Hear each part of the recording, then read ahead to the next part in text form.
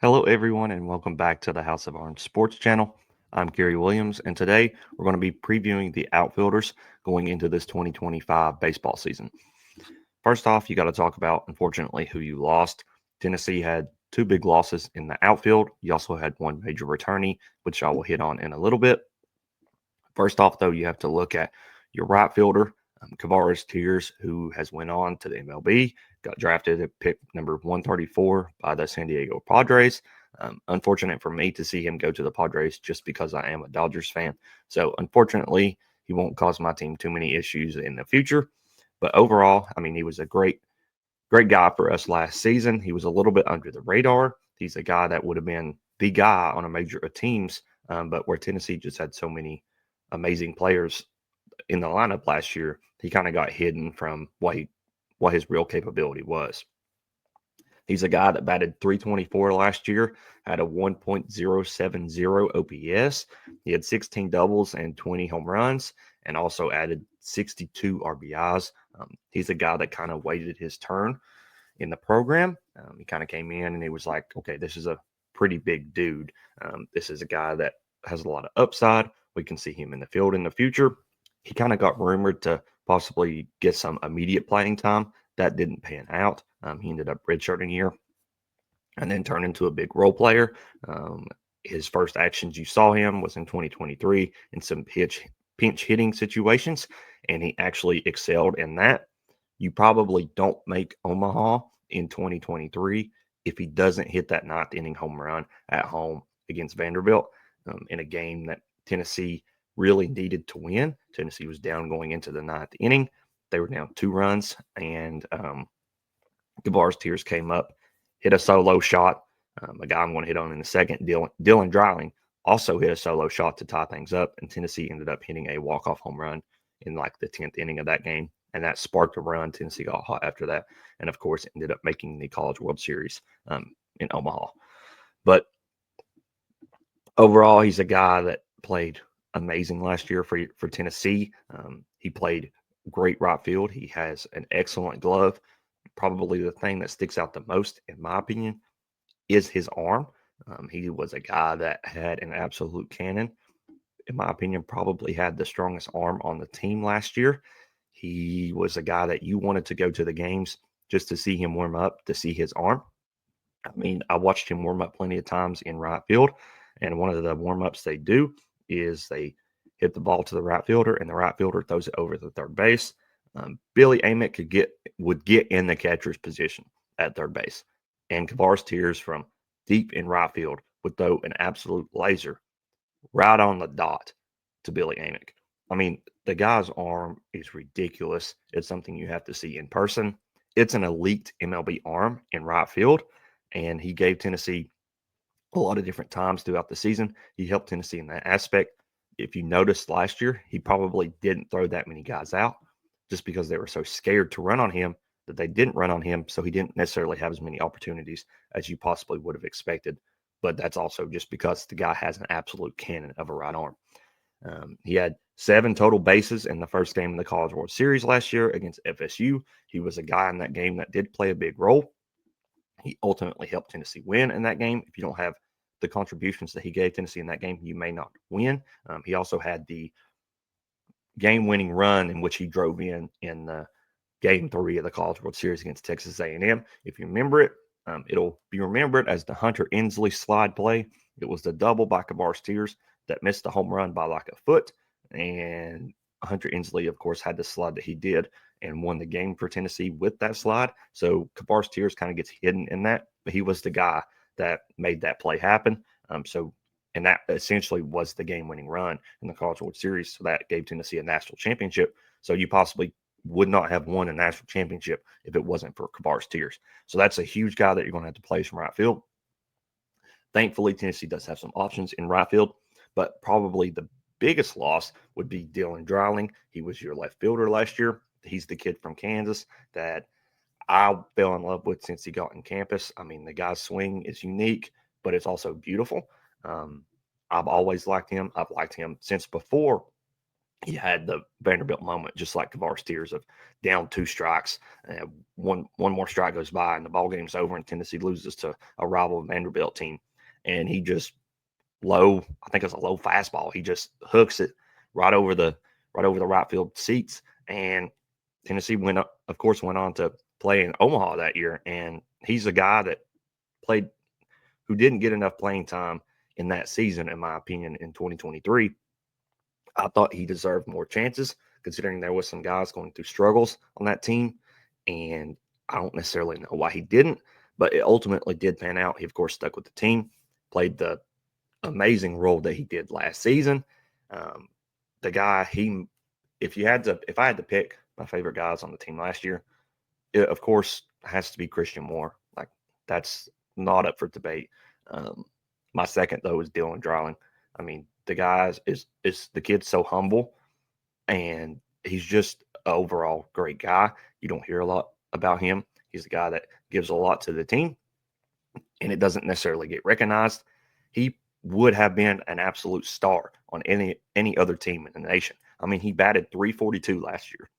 He had a 1.174 OPS. He slugged for 715. He had 19 doubles, 23 home runs, and 75 RBIs. That's an insane year. That is an amazing year for any guy. I'm pretty sure he was first team All SEC with that season, just like a lot of guys on the Tennessee team last year, just because they were that good. But Dylan Dreiling was excellent. Of course, you don't even sniff possibly winning a national championship with him just because of the performance that he had whenever you got to Omaha. He was, of course, the College World Series most outstanding player. He batted 542 the whole time Tennessee was there. He had 3 home runs, 11 RBIs, and he essentially got things started because he was the guy that got the walk-off hit in Game 1 against Florida State in a 12-11 classic that will go down in the Tennessee history books for the rest of our lives. And he was a guy that was so calm in that moment and gave Tennessee such a big hit. And probably for one of the first times in his career, you saw an actual amount of emotion come from Dylan Dreiling. So that was a beautiful moment to witness. And he did so much more after that. Just in the College World Series, the championship series against Texas A&M, he went 7 for 12, scored 4 runs, had 7 RBIs. He's the first player in College World Series history to homer in all 3 games of the championship series. And he was essentially picked number 65 to the Texas Rangers. I think he'll fit in great in that organization. If you look at the guys they have some humble guys that necessarily kind of go a little bit under the radar. They're not troublemakers. They're just kind of guys that just get the job done. That's kind of what their outfield's starting to turn into in the Texas Rangers organization. They have Evan Carter, who I went to high school with. They have Wyatt Langford, and then in a few years, hopefully they'll also have Dylan Dreiling along with that outfield rotation, and that's 3 great outfielders. So the Texas Rangers got them an absolute awesome guy in Dylan Dreiling. But Tennessee is also in a great spot. They have a plethora of options, just like it's seemingly has been since Tony Vitello's gotten here and what it will be in the future. I've got, let's see here, 1, 2, 3, 4, 5, 6, 7, 8, 9, 10 guys listed as possible outfielders. And in reality, there's probably 13 to 14 guys that can play outfield. Just because I know that I've not got everybody on here, there's probably a guy I just couldn't find that's on the team. That's always a possibility just because we don't have a roster. There's nothing. I'm just going off what I can find at this point. So hopefully this is as accurate as I can possibly make it. The guys I have listed as your options are Hunter Ensley, Colby Backus, Reese Chapman, Andrew Fisher, Dalton Bargo, Arnold Jay Abernathy, Bo Reward, Jackson Walker, Brandon Siegler, and Hunter High. That's the guys I have listed. Of course, there's probably another 2 or 3 guys that may end up playing out there. There's always guys on the team that can play multiple positions. A lot of the freshmen that come in, that those guys are kind of hard to predict where they end up playing until you actually see them kind of get comfortable in a spot. Just because these guys in high school, a lot of them played a lot of different positions. Now, I know there's a guy I'm going to hit. He played like catcher, first base, third base. He pitched and he played outfield. So these guys, they can play everywhere. That's just kind of how baseball is. That's kind of how these athletes are. So it's kind of hard to predict where exactly these guys will end up. First off, though, we got to go with Hunter Ensley. He is your center fielder for this year. Um, he's the biggest returnee, in my opinion, of a guy that was on the team last year coming back for this season. It was pretty big that he announced that he was coming back. I knew that he had the extra year eligibility. I didn't think he would use it. I thought that he would go on to the MLB because I figured he was going to get drafted. Um, it wouldn't have been necessarily a high draft pick, but I knew he would have had the chance to play in the MLB. He's a guy that last year did not have the greatest season, if we're going to be brutally honest, at the start of the season, just because he had a lot of pressure on his shoulders. He was already a big returnee on last year's team, and he put a lot of pressure on himself to become the guy on the team, and that essentially got the best of him. And he struggled. He struggled mightily throughout the first few months of the season, and it took him up until the last few weeks and the postseason for him to finally break out of a slump. And it was really disappointing to see. You knew that he would probably break out of it at one point, which he did, and him breaking out of that slump led Tennessee throughout the postseason and gave Tennessee some epic moments. He, of course, scored the game-winning run in the College World Series to win Tennessee a national championship with the best slide you'll ever see in your life. Um, he also had the magnificent plays he made in Omaha. He, of course, has the wall plate. I guess that's what you call it, from the outfield in the College World Series with his eye black on it because he went straight face to wall. He gave his all for Tennessee on that day. He's a guy that plays elite in the outfield when it comes to defending the baseball. His right-handed bat is there. He has a lot of pop in the bat. He batted actually 296 last year, which is really good considering the slump that he went through. He had 15 doubles, 12 home runs, and 48 RBIs. Those numbers aren't necessarily going to jump off the stats when you look at it. And that's just because he struggled so much last year. But he got the chances. Tony Vitello kept on giving him chances, and he eventually came through, and he ended up helping Tennessee because he was a guy that was getting a lot of criticism throughout the season because he wasn't necessarily doing as much as we expected. But thankfully for him, he came through, he got through his struggles, and he essentially helped win you a national championship. And he's coming back this year. And this year, he is one of the guys that you need to have a really productive season if you want to accomplish what you want to accomplish again, which is running back and making the College World Series again. Another guy I have listed is Colby Backus.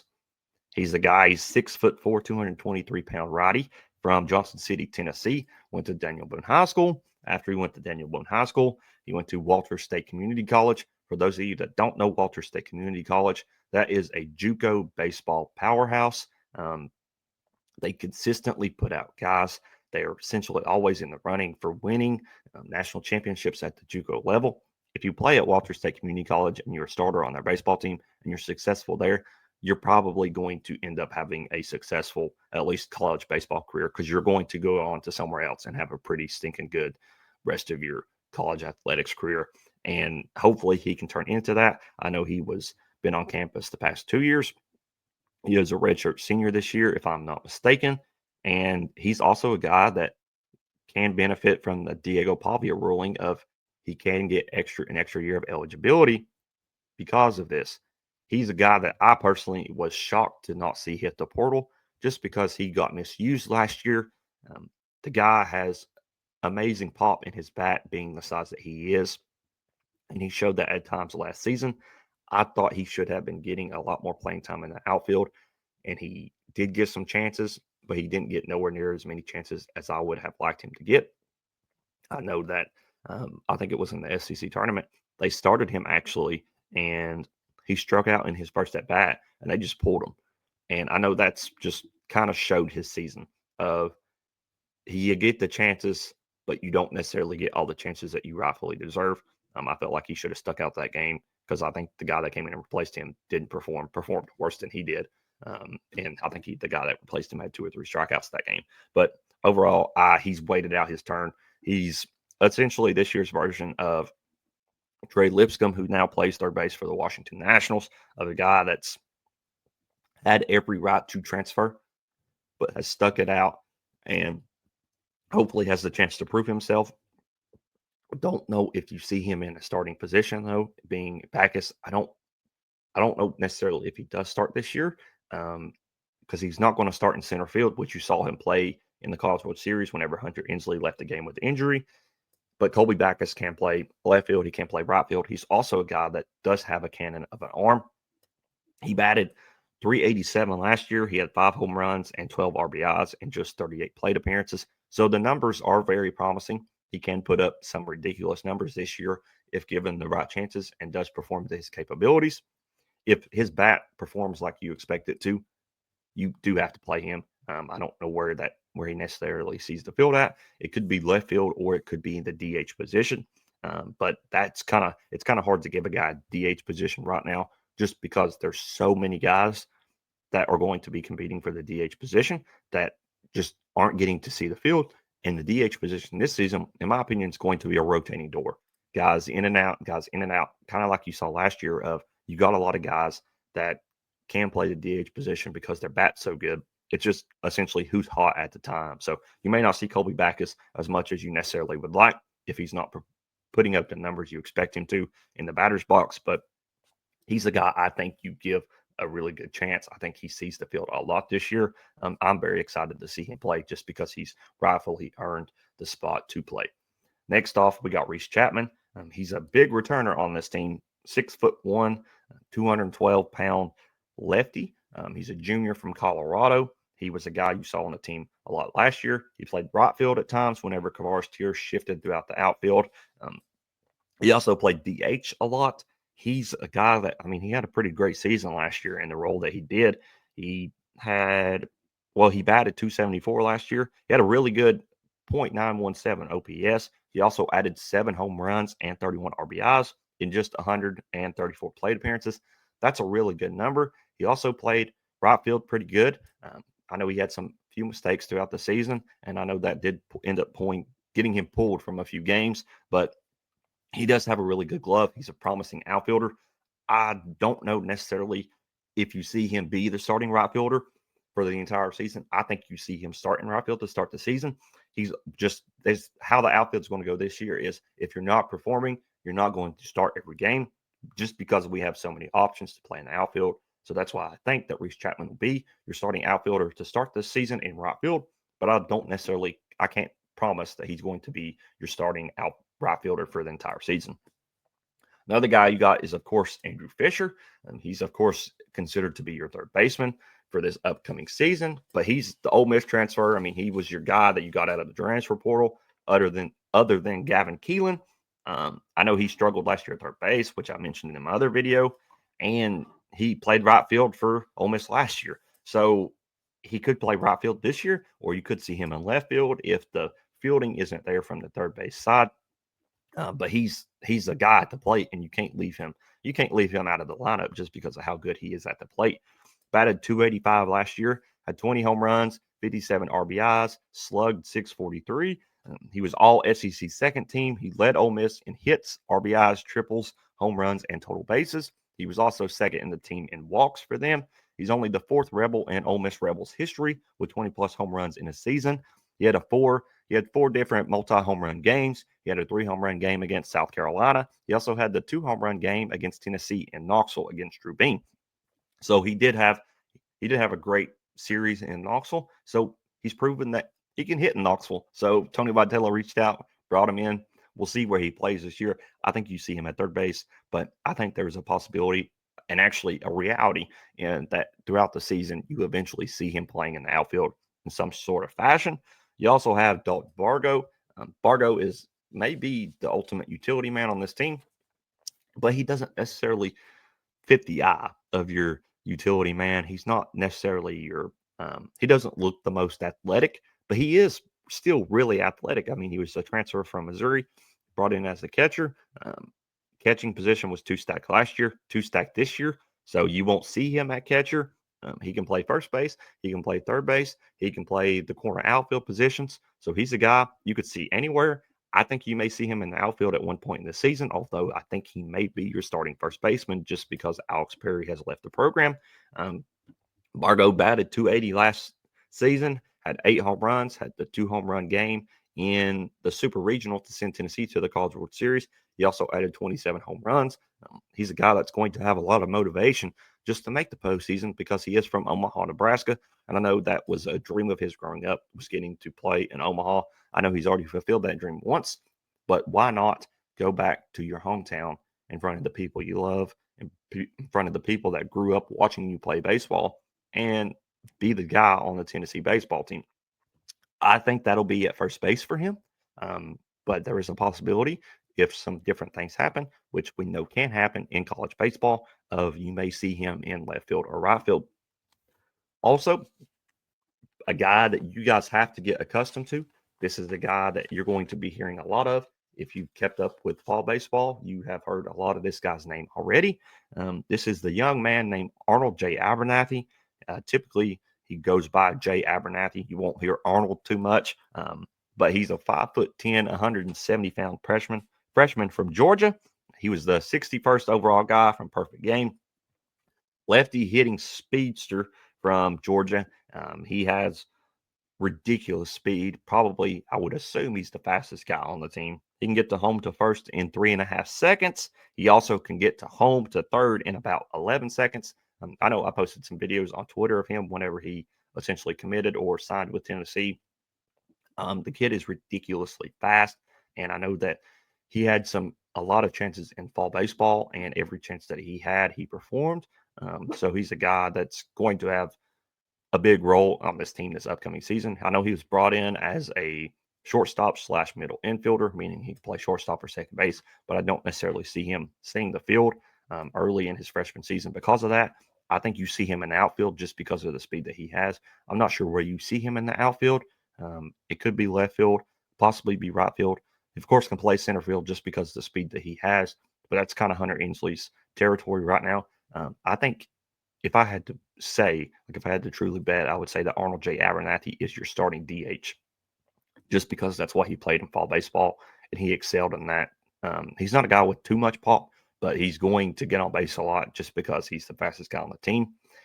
If you want a comparison for him, I think it's Seth Stevenson. If you don't remember him, he played left field for Tennessee a few years ago. He was a speedster, got on base a lot, batted first in the lineup. And that's kind of my comparison for Jay Abernathy. I just think he's a guy that's going to have a great season of getting on base, giving Tennessee what you expect, getting pretty much a lot of doubles because of his speed, getting a lot of triples because of his speed, not necessarily in Lindsey Nelson just because of the small confines, but some of the road games, if he comes up, he hits one in the gap, he's probably standing on third. That's just the kid's so stinking fast. It's not even funny. Perfect Game even described him as plus speed, pretty much the best athlete in Georgia, and he also has a quick lefty speed. And just him being a lefty is also a help for him. Being left-handed in the batter's box, it's a little bit quicker to get to home to first base. Better for bunting if you're a guy that likes bunting like I am whenever it comes to situational baseball. Left-handed bunting is a guy that you would rather have up. I'd rather have a lefty bunting than I would a righty. But Jay Abernathy is a guy I think you see. You're going to fall in love with him. Don't expect the world from this kid just because he's gotten a lot of talk going his way right now, but do expect him to play a pretty big role on the team this year. You also have a few other guys. You have, let me flip this over. You have Bo Reward. Bo Reward, 6'2" freshman from Jefferson City, Tennessee. He's a left-handed batter, can play outfield, third base, catcher. He can pitch from the right-hand side and play shortstop as well. That's the guy I mentioned earlier of can play anywhere. I think if you see him hit the field this year, which I don't necessarily see happening this season, it would be in the outfield. He was ranked 493th overall from Perfect Game. Knoxville, pretty much a Knoxville kid.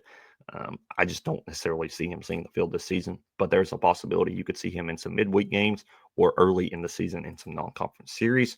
I think the next guy you could probably see more than you would see Bo Reward, and that being Jackson Walker. He's a 5'11" freshman from Lenoir City, Tennessee, which is just a short, pretty much 30-minute drive or 45-minute drive from Knoxville, from the campus at least.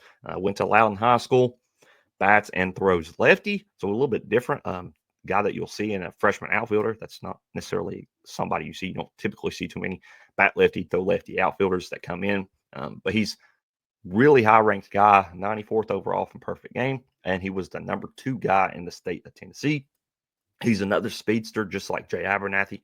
Not quite as much speed, but he does run a 6.40 or 6 seconds or 6.4 seconds, 90, it would be 90 feet. Yeah, it'd be 90 feet time. So he does have a lot of speed. He's he's got really high upside, in my opinion. I think he's a guy that you could see hit the field this year, in outfield in some scenarios. If some stuff happens, I think you do see him at some point. I'm not sure how that ends up happening. He may end up being a guy that you do see occasionally throughout SEC play if it comes to it. He may be a guy that the bat's there and he just gets on base a lot, so you see him in some pinch hitting situations. Next guy I got listed is Brandon Siegler, 6'2", 200-pound freshman from Knoxville, Tennessee. That's right. He was ranked 311th overall from Perfect Game. Perfect Game described him of having a natural handle for the barrel and consistently squares it up. He's a guy I don't think you'll see really kind of like Bo Reward for this season. He's just going to be one of the guys that's on the team, can play outfield.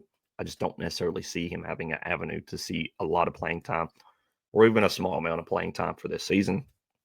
So if I had to, your 4 freshmen for that Tennessee has brought in that can play outfield is Jay Abernathy, Bo Reward, Jackson Walker, Brandon Siegler. 3 of those guys are pretty much from Knoxville, so that's pretty cool to see. But I'd say Arnold J. Abernathy, who you see most. Second, I would put Jackson Walker. Third, I would put, I'm going to go with Siegler. I think you see Siegler before you see Bo Reward. I think you see Siegler and Bo Reward in the future in some other seasons. But that's it for the freshman. Another guy that is going to play an impact in the outfield, I feel like, is Hunter High. He's a guy I know I've hit on in the other videos just because he can play anywhere. I know he played some midweek games and some other stuff last season, played a little bit of a role. We expected him to see more of a role last year. That didn't end up panning out due to, I think, some injuries and some stuff. He's not the highest ranked guy, but I do know the coaching staff loves him, and he's a guy that can play anywhere. Not the biggest guy. I'm pretty sure he's like 5'11", but overall, I mean, he first base, third base, anywhere in shortstop. He can play second base. He can play anywhere in the outfield. So I do think you see him at some point, just because I feel like he's a guy they're going to want to see hit the field at some point. And I think since he will be I would say, backup second baseman, you may see him in the outfield at some point. But overall, I think the outfield's stacked for this upcoming season. If I had to bet right now of your starting outfield, I'd put, of course, Hunter Ensley in center field, Reese Chapman in right field, and Colby Backus in left field. That's of course not going to be the outfield for the entire season. You're going to see a lot of changes. Tony Vitello switches up the outfield a lot. If you're not playing defensively sound baseball in the outfield, Tony Vitello will pull you from the game. He will sit you for another game.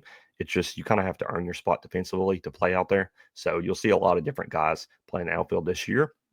And I can't even confidently say that you'll see Hunter Ensley play center field the entire season, just because he did have the struggles he did last year. You hope and you pray he doesn't have those struggles again this year. But if he does end up having the same struggles that he struggled with last year of trying to handle being the number 1 guy essentially for this year, it can be a lot on the young man. So hopefully he's able to control that. Of course, my full belief is in him. I think he can, of course, be the best player on this team this year. He's a guy that we love. He's given this fan base so many memorable moments. So the entire fan base is behind him. I'm behind him, struggles or not. It's just kind of how baseball goes of you may not always see your star player playing every single day in the position you expect him to, especially in college baseball. But overall, that wraps up the Outfielders preview. So I hope you guys enjoyed. I know this wasn't a short one, but there was a lot of guys to talk about, past and present.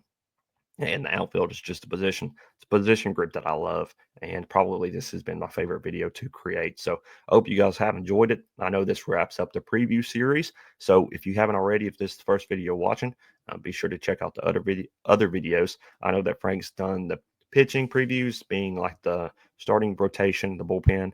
He's also done the catchers. I've hit the corner infielders as well as the middle infielders. And this one wraps it up with the outfielders. So overall, if you like the video, just be sure to hit that like button, hit that share button, that subscribe button, and turn on notifications as well. I know Frank has some membership opportunities and links below. If you would like to become a member of the channel, it truly does help us out, and it just benefits you and us both. So if you are able and capable of doing that, we do greatly appreciate it. But overall, hope you guys have a great rest of your day. And as always, it's a great day to wear the orange.